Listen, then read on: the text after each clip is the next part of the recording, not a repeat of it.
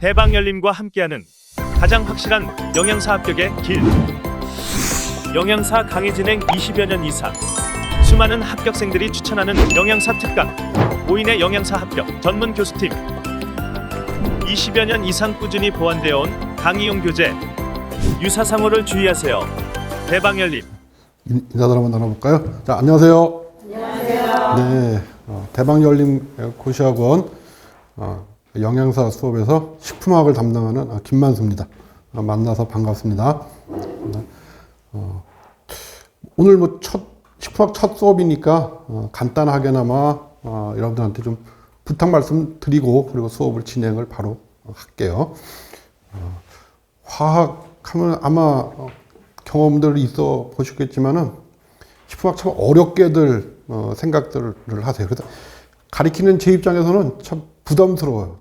좀 쉽게 생각해 줬으면 고맙겠는데 어렵게 생각들을 하시기 때문에, 그래서 가만히 생각을 해 보니까 그거는 그 이유는 아마 용어에 대한 지금 이 교재에 나와 있는 용어들 있죠.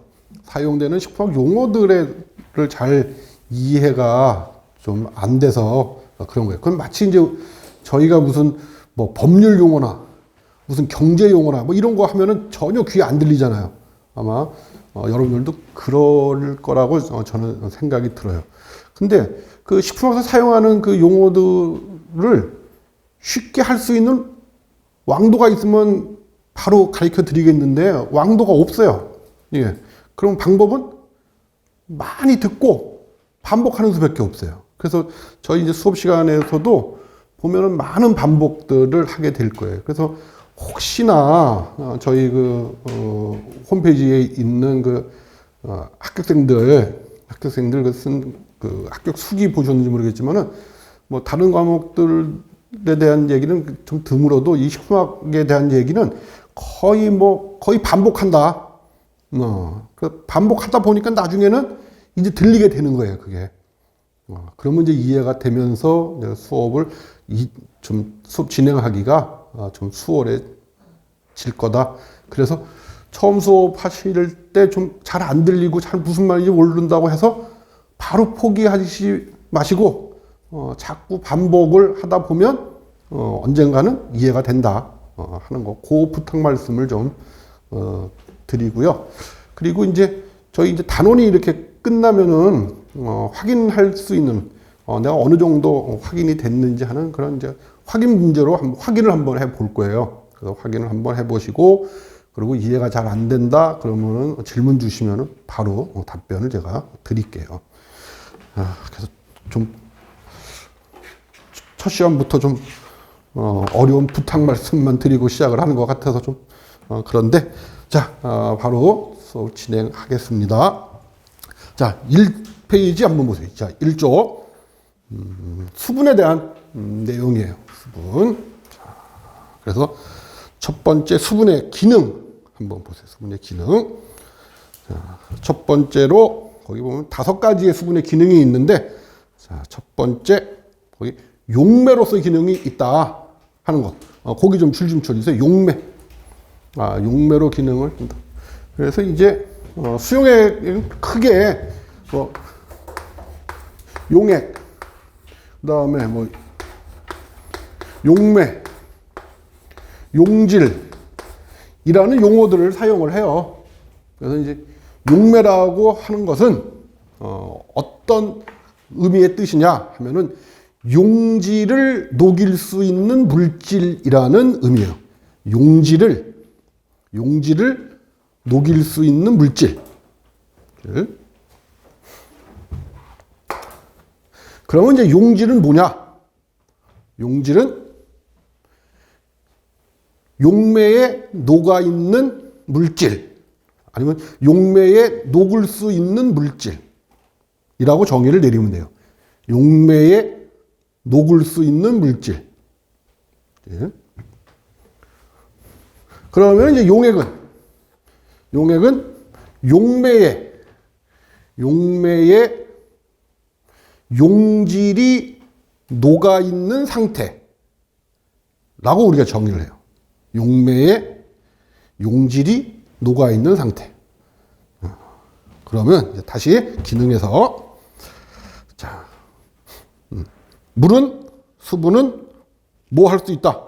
용매로서의 기능을 할 수 있다. 그런 거죠. 그러니까 어떤 용지를 녹일 수 있는 그런 기능을 갖고 있다. 그 다음에 두 번째로는 영양물질, 산소, 노폐물 등을, 자, 거기도 좀 줄 좀 쳐주세요. 운반체로서의 기능을 갖고 있다. 운반체로서의 기능을 가지고 있다. 그리고 그 다음에 세 번째, 체온을 조절해주고 체액에 있는 pH나 삼투압을 조절하는, 그러니까 조절 기능 및 열을 전달할 수 있는 전달 수단으로서의 기능을 갖고 있다. 주시고, 그 다음에 이제 4번이 굉장히 중요해요. 4번은 좀 표시 좀 해 주세요. 여기 보면 뭐라고 되어 있냐면, 이런 용어가 나왔어요. 고분자 화합물 이라는 말. 이 고분자 화합물의 정의가 뭐냐면, 분자량이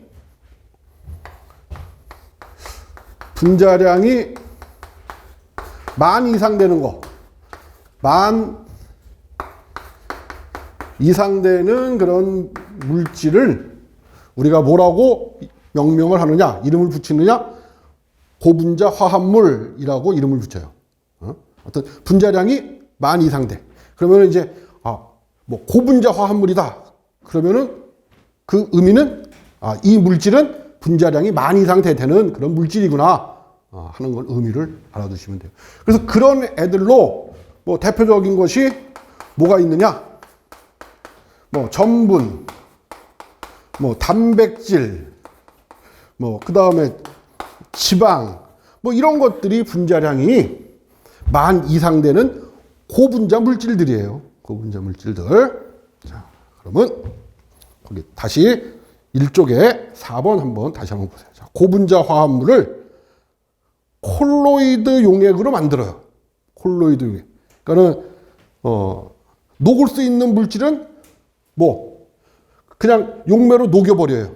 녹일 수 있는 물질은 물이 녹이는 역할을 하고 용매로서 역할을 하고, 녹일 수 없는 이렇게 분자량이 큰 것들은 어떤 상태를 만들어?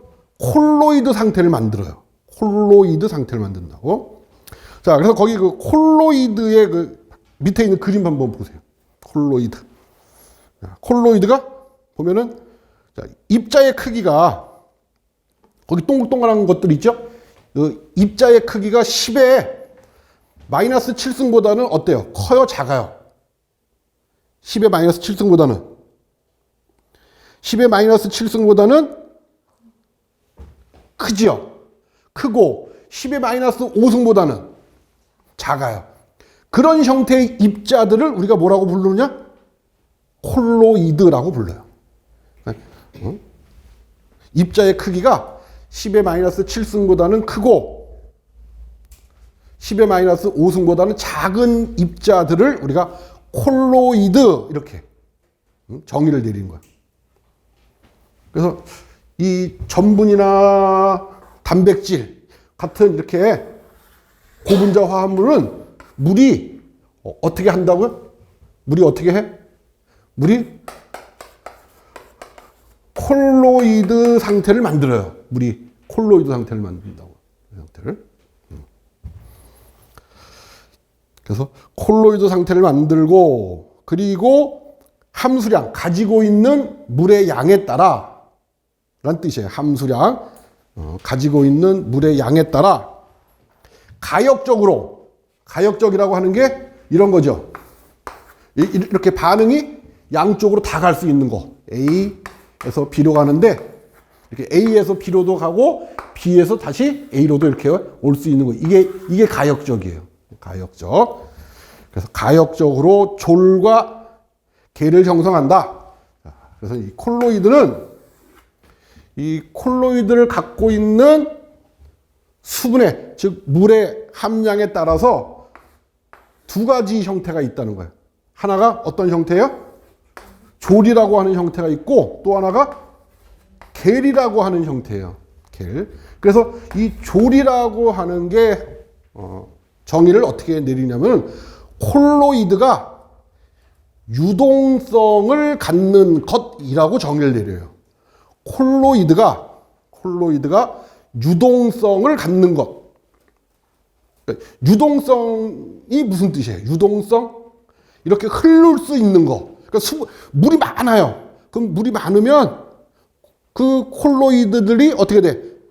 이렇게 흐를 수가 있겠죠. 그죠? 그런 상태를 우리가 졸이라고 불러요. 졸. 그 대표적인 식품의 예가 있어요. 졸의 대표적인 식품의 예가 뭐냐? 바로 우유예요. 우유. 그 우유 속에 들어있는 단백질. 대표적인 것이 카세인이죠. 카세인, 지방 이런 것들이 물 속에 그 우유에 있는 물 속에 이렇게 졸 상태로 이렇게 떠 있는 거예요. 졸 상태로 떠 있는 거예요. 그 다음에 이제 계리라고 하는 용어는 정의를 어떻게 내리냐면은 이렇게 콜로이드가 유동성을 상실을 해. 콜로이드가 유동성을 상실하여 일정한 형태를 갖는 것. 콜로이드가 유동성을 상실하여 일정한 형태를 갖는 것을 계리라고 그래요. 그러면 유동성을 상실한다는 의미는 뭐예요? 물의 양이 많다는 얘기가 적다는 얘기예요. 자, 콜로이드가 물의 양이 적으면 흐르질 않겠죠?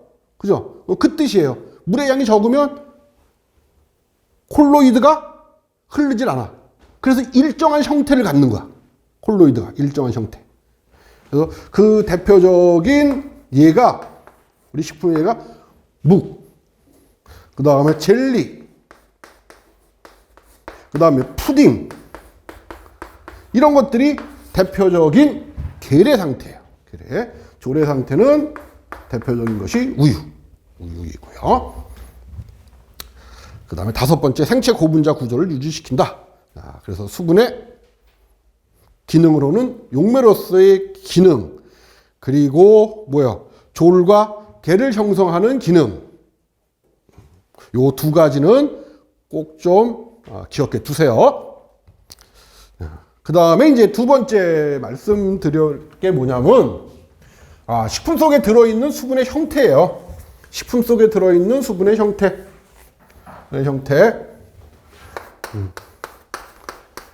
수분의 형태. 크게 두 가지 형태가 있다. 하나가 자유수라고 하는 게 있고, 또 하나가 결합수라고 하는 것이 있다.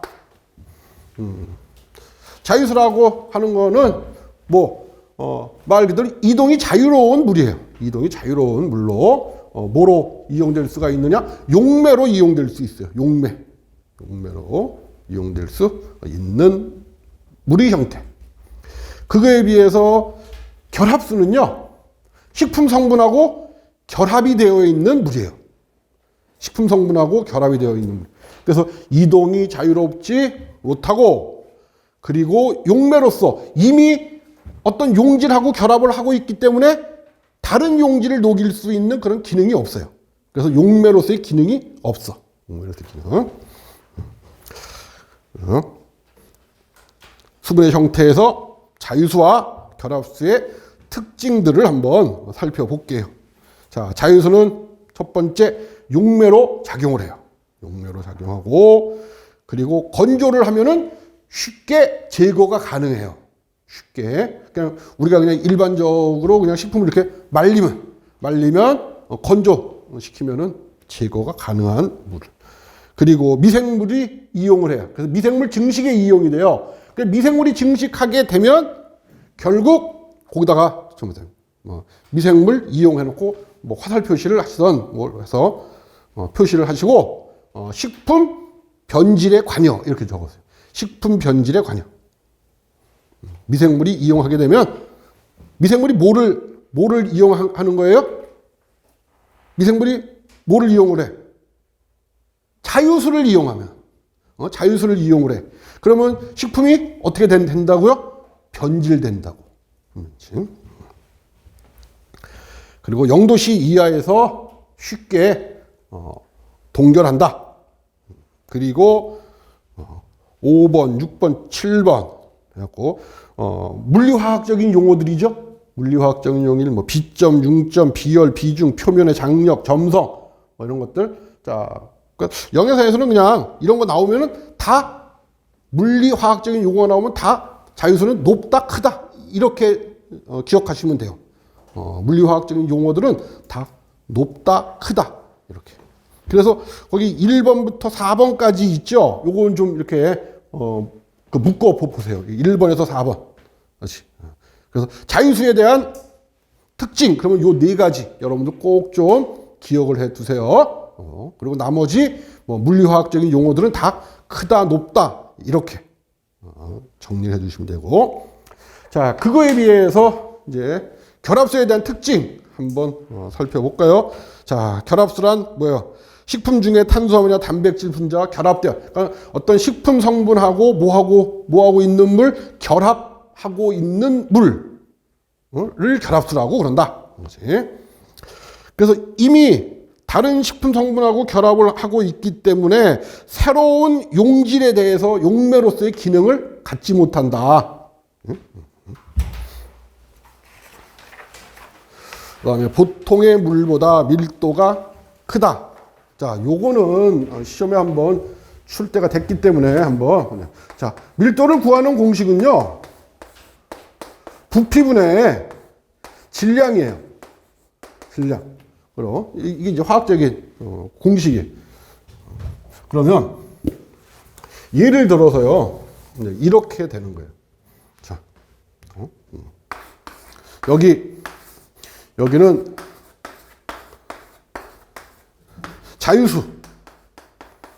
자유수가 뭐 예를 들어서 뭐 10개 있어요. 10개. 자유수 10개. 그리고 여기는 결합수. 똑같이 결합수가 10개 있어요. 10개. 이렇게. 그러면 이제 이렇게 결합수니까 이렇게 어떤 식품 성분하고 이렇게 결합이 되어 있겠죠? 이런 식으로 이렇게 되어 있어요. 그러면 이제 한번 구해보는 거예요. 자유수하고 결합수의 밀도를 구해봐. 자, 물의 개수는 어때요? 자유수나 결합수나? 10개씩 똑같죠? 부피가 똑같다고. 부피. 근데 자, 이 질량, 즉, 요 물의 질량. 지금 요거는 결합되어, 요거 하나, 요거, 둘. 얘네들은 지금 식품 성분하고 결합되어 있죠? 그러면은 누가 더 무겁겠어요? 결합수가 더 무겁겠죠? 그러니까는 질량이 누가 더 커? 결합수가 커요? 자유수가 커요? 그 질량, 무게가. 결합수가 더 크겠죠? 그러니까는 이 부피는 똑같고 자유수나 결합수가 부피는 똑같은데 결합수가 질량이 더 크단 말이야. 그러면 당연히 밀도가 높겠죠? 그죠? 그래서 여기서 말하는 보통의 물은, 거기다 줄짐 써요. 보통의 물은 자유수를 의미하는 거예요. 자유수. 보통의 물은 자유수. 그래서 자유수보다 밀도가 크다. 그리고 100도씨 이상 가열해도 제거가 되지 않는다. 0도씨 이하에서도 얼지 않는다. 그래서 거기다 가로치시고 마이너스 18도 이하에서도 얼지 않는 물. 이렇게. 마이너스 18도 이하에서도 얼지 않는 물. 그리고 6번째, 미생물이 발화와 번식, 즉 미생물 증식에 이용을 못해요. 미생물. 그래서 자, 미생물 증식을 이용하기 위해서는요, 이렇게 미생물이 증식하기 위해서는 이런 영양 물질이 이렇게, 이게 지금 미생물이에요. 미생물이면 뭐 이거는 그냥 이해를 돕기 위해서 좀 드립니다. 그럼 여기 뭐가 있냐면 이렇게 미생물에는 이렇게 뭐 모든 세포에는 세포막이라고 하는 게 있어요. 이게 노란 게 지금 세포막을 의미를 하는 거예요. 그러면은 자, 물질들이, 이 미생물이 생육하기 위해서, 증식하고 생육하기 위해서는 영양 물질이나 노폐 물질들이 이 세포막을 통해서 이동을 해야 되겠죠. 영양 물질은 바깥에서, 외부에서 세포막을 통해서 안으로 들어와야 되고, 노폐물은 세포 안쪽에서 바깥쪽으로 이렇게 세포막을 통해서 나가야 된단 말이야. 근데 자, 자유수 같은 경우는 어때요? 자유수 같은 경우는 미생물의 세포막을 통과할 수 있을 것 같아요? 없을 것 같아요? 있어요. 그럼 들어온단 말이에요. 이렇게 들어와서 얘가 미생물 성장을 해. 근데 결합수, 자, 이렇게. 통과할 것 같아요? 통과를 못 해. 그래서 결합수는 이용을 못 하는 거예요. 그래서 미생물 증식에 이용을 못 한다. 그리고 식품을 압착해도 제거되지 않는다 하는 거. 그다음에 이제 세 번째 말씀드릴 것은 식품 속에 들어있는 수분의 함량을 측정하는 방법. 식품 속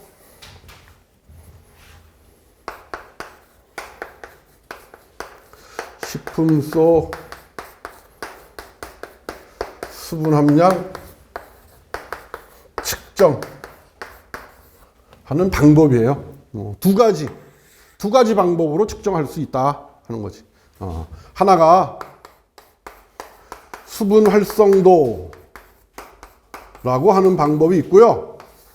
또 하나가 평형 수분 함량이라고 하는 방법을 통해서 우리가 식품 속에 들어있는 수분의 양을 측정을 할 수 있다. 자, 그래서 첫 번째 수분 활성도부터. 자, 수분 활성도의 첫 번째 정의가 거기 써놨어요. 자, 정의. 거기 줄 좀 치세요. 어떤 임의의 온도에 있어서 한 식품이 나타내는 수증기 압을 PS라고 했어요. 자, 한 식품이 나타내는 수증기 압에 대한 그 온도에서 순수한 물의 포화 수증기 압의 비로 나타내는 것이 수분 활성도를 구하는 공식이에요. 그래서 정의는 자, AW는 P0인가? P0분의 PS 이렇게. 자, 요거는 뭐겠어요? 요거. PS는 식품의 수증기압이죠. 자, 일단 그러면 먼저 수증기압이라고 하는 용어부터 한번 우리가 정의를 내려볼까요? 수증기압 뭐겠어요? 수증기압 그러면 액체에서 기체로 전환되려고 하는 힘. 액체에서 기체로 전환되려고 하는 힘을 수증기압이라고 그래요. 그러면 자, 액체에서 기체로 전환되려고 하는 힘이 커. 그러면 우리가 뭐라고 표현을 하겠어요? 수증기압이 높다. 이렇게 표현하는 거죠. 그러면 자, 액체에서 기체로 전환되려고 하는 힘이 약해. 그러면 수증기압이 낮다라고 표현을 하겠죠. 그지? 낮다 이렇게 표현을 하게 된다. 자, 그래서 거기 이제 두 번째 줄에 보시면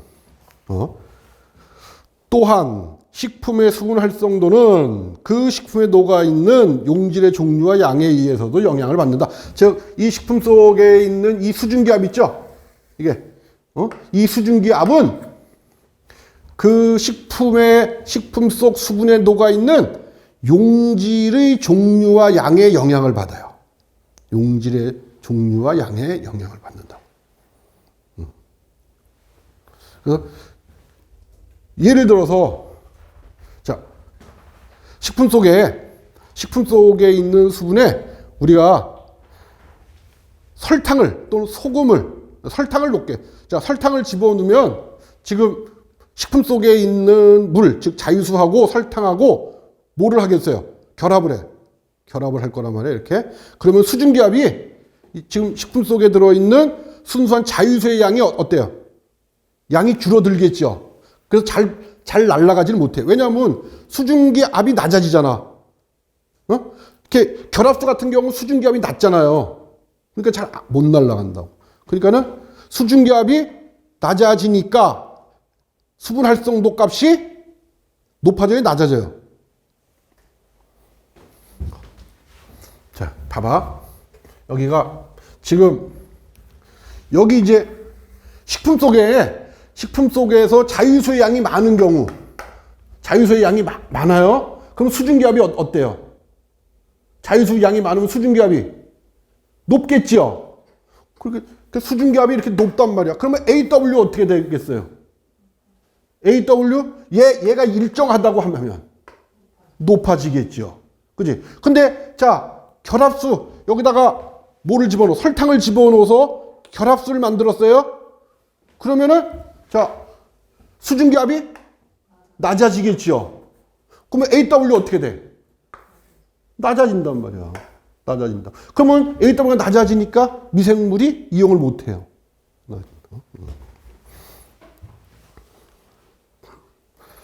그래서 그런 정의를 한번 보시고, 그 다음에 이제 뭐 평형 상대 습도라고, 요건 조금 이따가 말씀드리고요. 자, 그러면 이제 수분 활성도의 범위예요. 자, 이게 AW가 있어서 P분의 P0분의 PS 이렇게. 식품 속에요. 자, 예를 들어서 식품 속에 수분이 하나도 없어요. 지금 식품 속에 수분이 하나도 없는 식품이야. 그러면은 자, 식품 속에 있는 수증기압이 뭐겠어? 그 값이 제로죠, 제로. 그러겠죠? 그러면은 AW 값이 얼마예요? 제로. 예? 이번에는 식품 속에 있는 수분의 양이 순수한 물의 순수한 물의 양하고 똑같아요. 그런 식품이야. 그러면 AW 값은 1이겠죠. 근데 지금 제가 여러분한테 말씀드린 예로 든 이런 식품들은 우리 자연계에 존재를 하지 않죠. 그렇죠. 식품 속에 수분이 하나도 없는 식품. 물하고 똑같은 양을 갖고 있는, 수분의 양을 갖고 있는 식품. 자연계에 존재하지 않죠. 그래서 항상 AW의 범위, 즉 수분 활성도의 범위는 항상 0보다는 크고요. 항상. 그리고 뭐보다는 작아야 돼요. 그렇지. 1보다는 항상 작아야 돼요. 수분 활성도의 범위는. 그 다음에 거기 보면 이제 평형 상대 습도라고 하는 게 있어요. 자, 평형 상대 습도는 수분 활성도를 퍼센트 함량으로 나타낸 경우야. 그래서 AW 곱하기 100을 하면 표시한 것이 평형 상대 습도이다.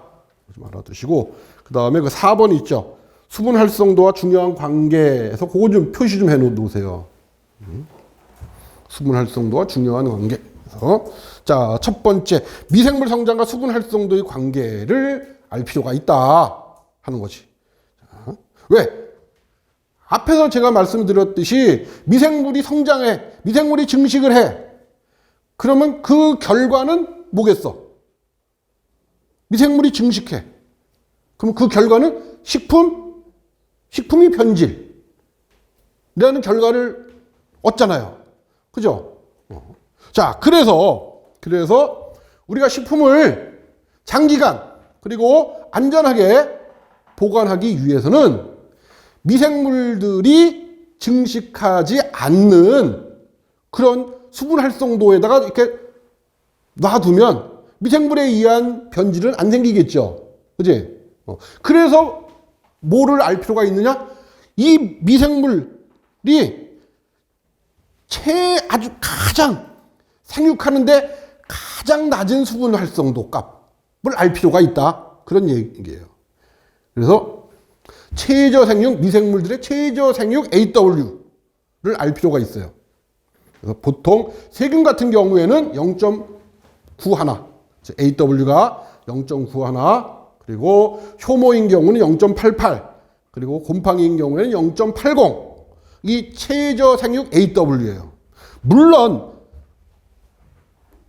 예외적인 애들도 있어요.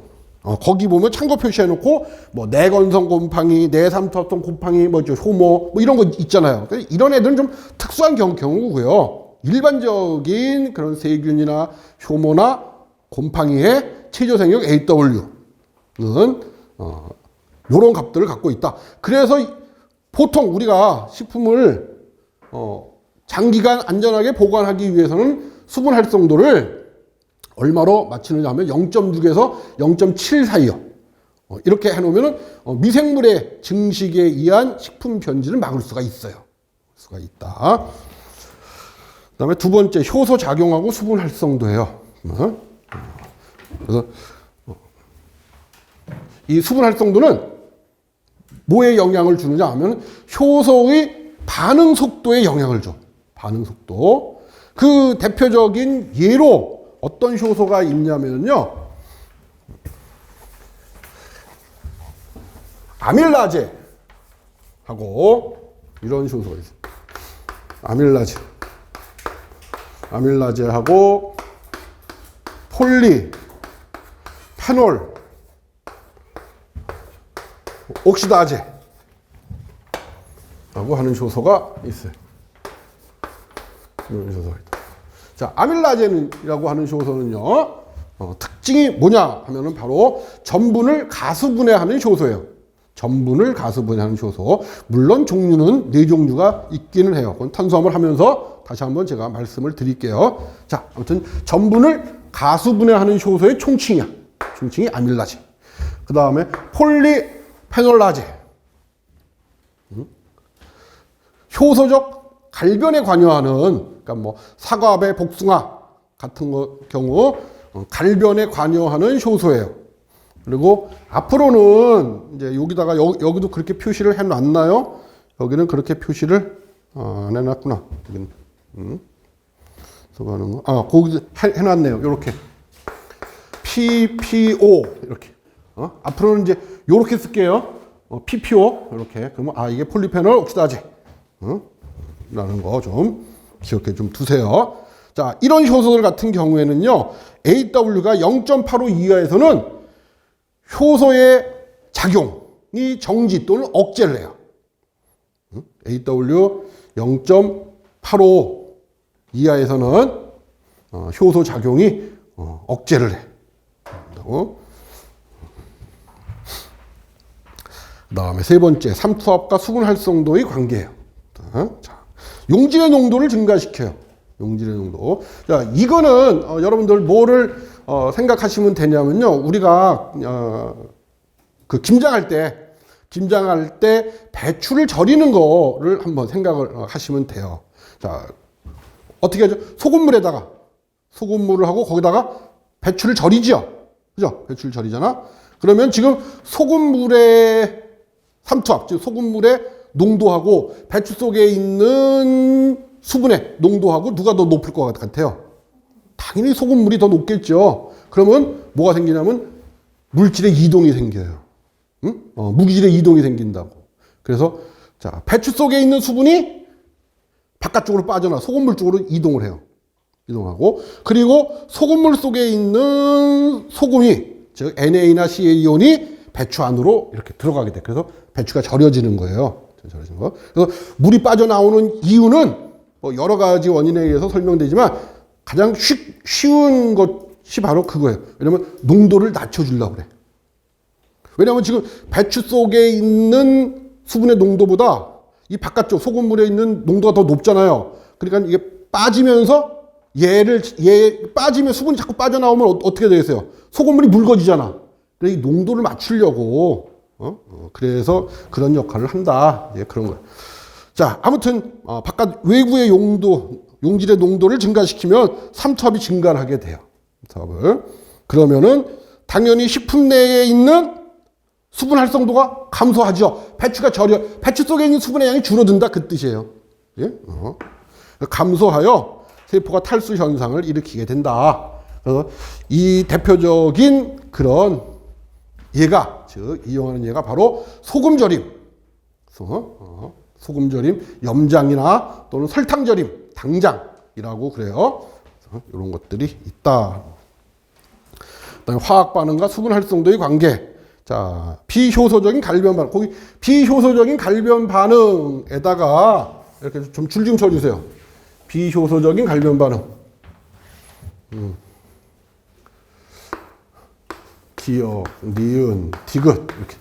자, 비효소적인 갈변 반응에는요 3가지가 있어요. 3가지가. 자, 첫 번째가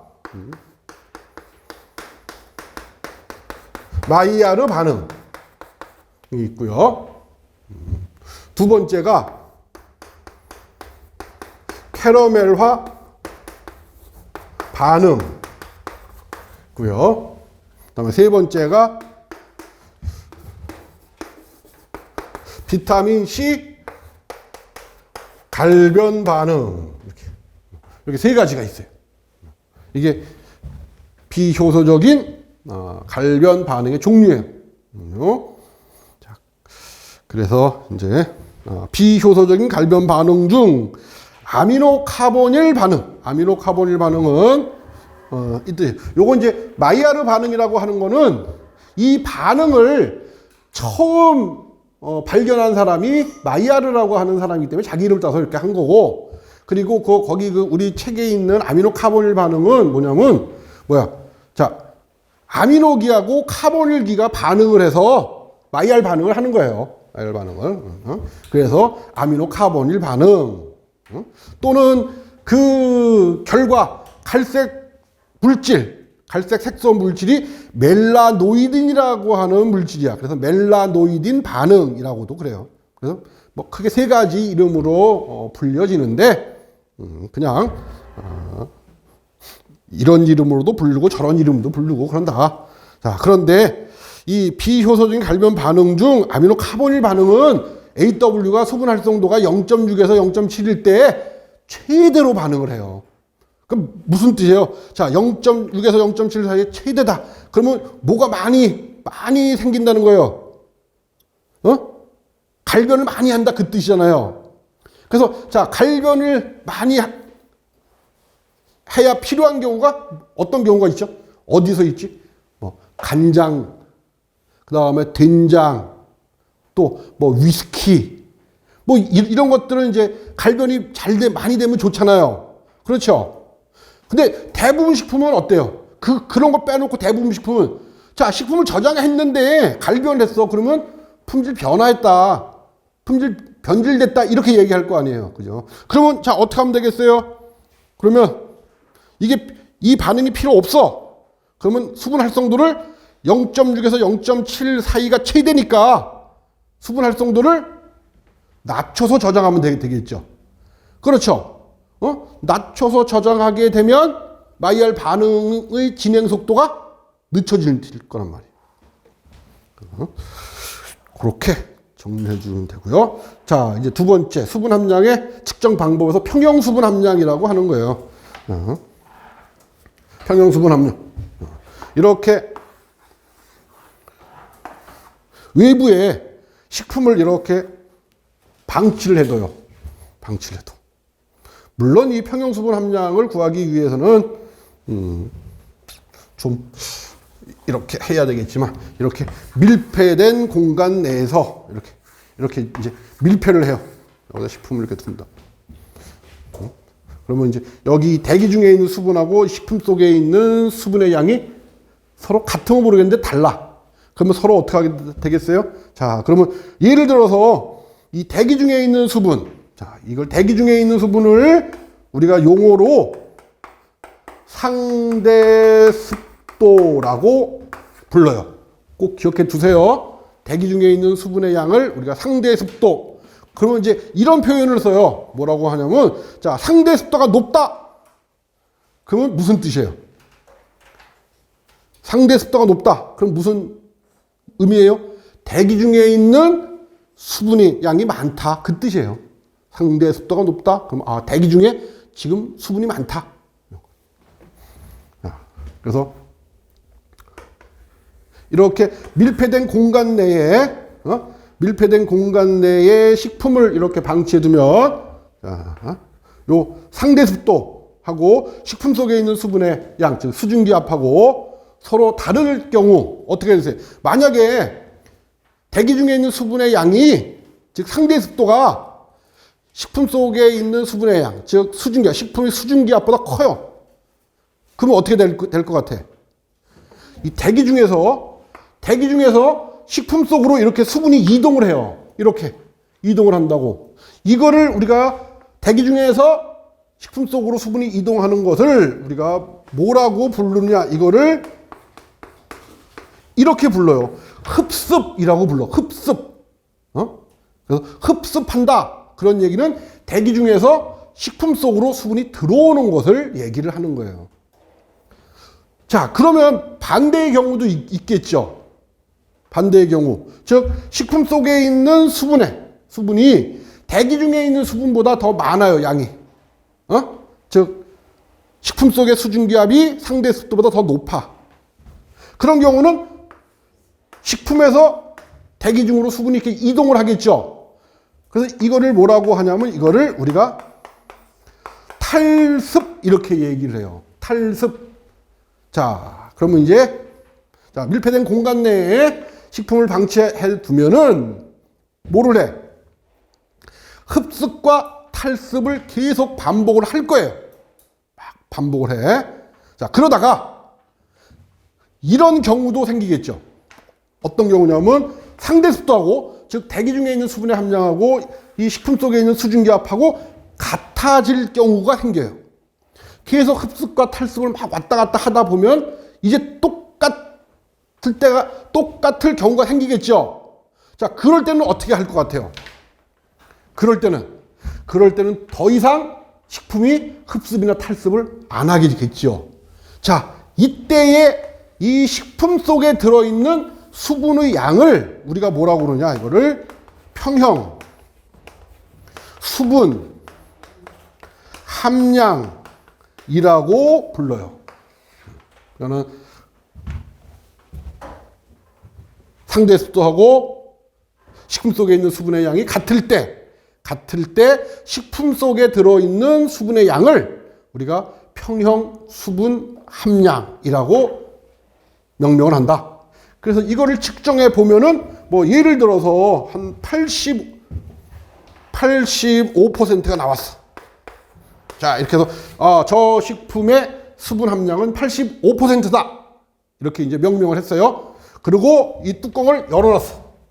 자, 뚜껑을 열어놓고, 자, 이제 내일 아침에 오늘 측정했더니 평균 85%가 나왔어요. 자, 내일 아침에 또 85%가 될까요?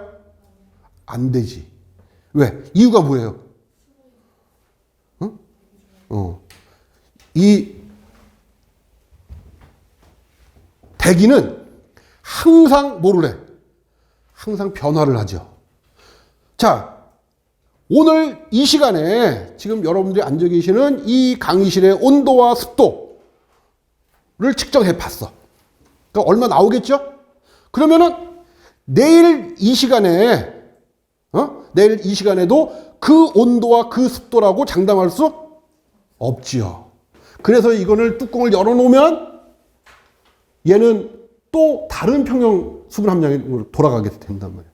그래서 이 평형 수분 함량을 측정할 때는 항상 밀폐된 공간 내에서만 측정을 해. 그래서 우리가 측정을 잘 안 해요. 그래서 가장 많이 하는 것이 뭐겠어요? 두 가지 방법 중에서 수분 활성도를 이용을 해서 식품 속에 들어있는 수분의 양을 측정을 하는 거예요. 그래서 수분 활성도에 대한 정의, 그 다음에 범의, 그리고 중요한 관계들, 요 세 가지를 꼭 좀 여러분들 기억을 해 두셔야 돼요. 그 다음에 이제 네 번째, 등원 흡습 곡선과 등원 탈습 곡선이라고 하는 게 있어요. 자, 한번 정의 한번 보세요. 일정한 온도에서, 자, 거기 줄 좀 쳐 주세요. 식품 주위의 상대 습도. 자, 상대 습도가 뭐라고요? 대기 중에 있는 수분의 양. 그죠? 아니면 대기 중에 있는 수증기 압. 이렇게 이해하시면 되죠. 자, 식품 주위의 상대 습도 또는 수분 활성도와 그 식품이 함유하고 있는 평형 수분 함량하고의 관계를 나타낸 곡선이 뭐예요? 그 곡선이 등원 흡습 또는 등원 탈습 곡선이에요. 그래서 자, 이런 얘기야. 이게 무슨 얘기냐면은 평형 수분 함량에 도달을 해요. 근데 어떻게 해서? 하나는 식품에서 탈습한다는 얘기는 식품에서 수분이 어떻게 된다고요? 자, 등원 탈습 곡선이야. 그럼 식품에서 수분이 빠져서 어디까지 빠져? 평형수분 함량까지 도달할 때까지 수분이 빠지는 거. 빠질 때 그려지는 그래프가 등원 탈습 곡선이라고 하는 거고. 그럼 등원 흡습 곡선은 뭐겠어요? 그러면. 자, 흡습을 해서 어디에 도달하는 거예요? 평형수분 함량에 도달할 때의 그래프를 등원 흡습 곡선이라고 그래요. 흡습 곡선. 그래서 자, 이거는 주로 뭐 할 때 우리가 많이 이용을 하냐면요. 이거 할 때. 자, 거기다 좀 적어주세요. 건조식품을 제조할 때 많이 이용을 해요. 뭐를? 등원 흡습 탈습 곡선을. 건조식품 제조할 때. 그 건조식품을 제조할 때 식품의 최적 수분 함량을 구할 때 주로 이용을 해. 식품의 최적 수분 함량을 구할 때 주로 이용을 한다. 그래서 이 등원 흡수 탈습 곡선을 그려보면은 한 페이지 한 장 넘겨보세요. 그 4쪽에 있는 그 위에 있는 그림과 같이 이렇게 역 S자 형태의 그래프로 그려져요. 역 S자 형태. 탈습 곡선이든 흡습 곡선이든 다 같이 이렇게 역 S자 형태의 그래프가 그려져요. 예. 다시 이제 3쪽으로 오셔서 그래서 2번에 보시면은 대부분 식품의 등원 흡수 탈습 곡선은 역 S자 형태를 갖게 된다. 그리고 세 번째에 보면 히스테리시스 현상이라고 하는 게 있어요. 자, 그 4쪽에 있는 그림 보시면은 탈습 곡선하고 흡습 곡선하고 일치를 해요. 일치하지 않지요. 그래서 그만큼의 차이가 생겨. 즉, 이렇게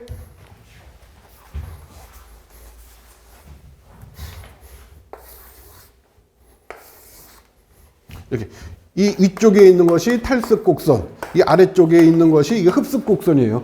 그래서 이렇게 탈습 곡선하고 흡습 곡선은 이만큼의 차이가 생긴다고. 그래서 이 차이를 우리가 뭐라고 부르냐면 이거를 히스테리시스 이펙트, 즉 우리말로 이력 현상이라고 불러요. 이력 현상. 이거를 이력 현상이라고 한다. 그래서 흡습 곡선과 탈습 곡선이 일치하지 않는 그런 현상을 말한다.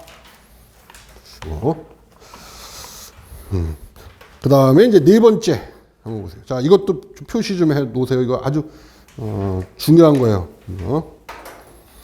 그래서 뭐 수분에서는 뭐 수분 활성도 하고 이 등원 흡수 탈습 곡선에 대한 개념, 그래서 나오게 되면은 요 두 개 중에서 나오게 될 거예요. 수분에서 만약에 시험에 나온다면. 자, 등원 흡수 탈습 곡선 각 영역의 성질해서 등원 흡수 탈습 곡선을 자, 거기다가 줄 좀 치세요. 상대 습도의 정도에 따라 등원 흡수 탈습 곡선을 상대 습도의 정도. 상대 습도가 뭐라고 정의했었죠, 우리? 상대 습도. 아까 뭐라고 정의했어? 대기 중에 있는 수분의 양. 그죠? 대기 중에 있는 수증 기압 또는 대기 중에 있는 수분의 양으로. 자, 이 등원 흡수 탈습 곡선은 상대 습도의 정도에 따라서 뭐 할 수가 있다? 세 개의 영역으로 나눌 수가 있다. 그래서 거기 그 그림 몇 페이지 4쪽에 있는 그 그림에 보시면은 A 영역, B 영역, C 영역 이렇게 구별을 해 놨죠. 이렇게 세 영역으로 나눌 수 있다. 뭐지? 그래서 이제 A 영역부터 살펴보는 거예요. 자, A 영역을 우리가 뭐라고 부르느냐 하면은 A 영역을 단분자막 형성 영역이다. 단분자막 형성 영역. 자, A 영역. 그래서 자, A 영역에서 여러분들이 꼭 기억해 두셔야 될 것이 요 두 가지는 꼭 기억해 두셔야 돼요. 자, 얘는 어떤 형태로 존재한다. 자, A 영역에 있는 물 분자들은 결합수 형태로 존재한다. 결합수. 자, 그런데 자, 무슨 결합을 하고 있느냐 하면은 이온 결합. 그래서 결합수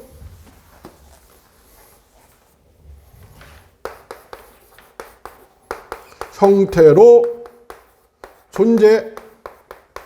그런데 무슨 결합? 이온 결합. 이온 결합. 존재한다. 자, 그 다음에 두 번째. 지방이 많이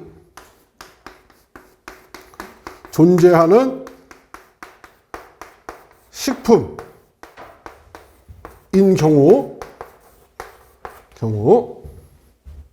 어때요?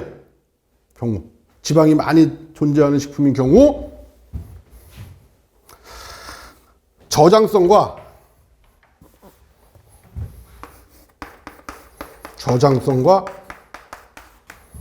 안정성이 낮다라고 하는 특징이 있어요.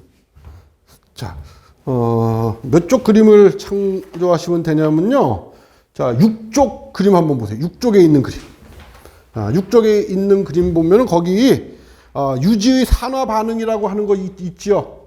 자, 거기 보시면은 밑에가 그 로마 글자로 1, 2, 3 이렇게 표시가 위에, 그죠?